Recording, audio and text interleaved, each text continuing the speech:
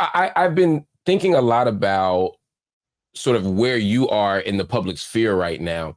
You're obviously well known in Middle Eastern studies. You're well known around the issue of Israel and Palestine in particular. But since October 7th, I have seen you on so many major news outlets. I've seen you front and center on television in a way that I hadn't in many years. First of all, for you, what's that been like for you as an experience? Well, I want to give an accurate picture. I'm a stickler for facts. Yeah. In fact, I've not been on any television in the United States, not one program. I never have been. I just turned 70. I have never been on any local or national television in the United States. In the case of the UK, I would say, by the current standards, you'd say two high-profile programs, namely Piers Morgan, I was on twice, and Russell Brand. But except for with those two exceptions, I've not been on any British television either. And I've been available. It's true in the Arab and Muslim world, requests were made of me. And because of constraints on time, I wasn't able to meet those requests.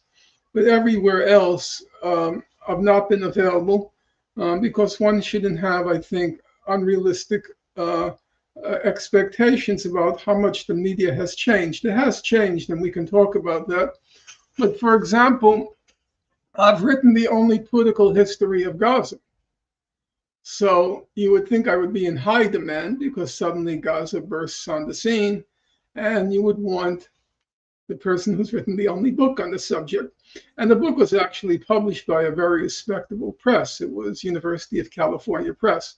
So it's not as if the book came out on a left-wing or oddball imprint. It was a respectable imprint.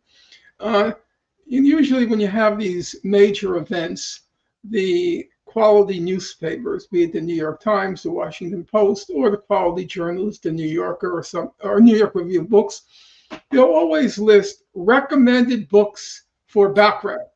My book was never mentioned. That's insane. Mentioned. New York Review of Books hasn't mentioned the book, which is the most prestigious of the mainstream. No. Has the London Review of Books mentioned it? No. So even though you've seen me everywhere, it's possible because you have a narrow universe of what you watch, like everybody. Or the other possibility is it is true on podcasts. Yes. I've had a much bigger That's range. where I see you. I see you, Brianna Joy Gray. I know you were on Katie Halper recently. Like you're making the circuit, certainly on left wing podcasts. Yes, but not just. I was going to say not just the left wing podcast. Candace Owens had me on. She was extremely respectful, and she had me on for, I guess, about an hour and a half or 2 hours. Yeah. And Peterson had me on.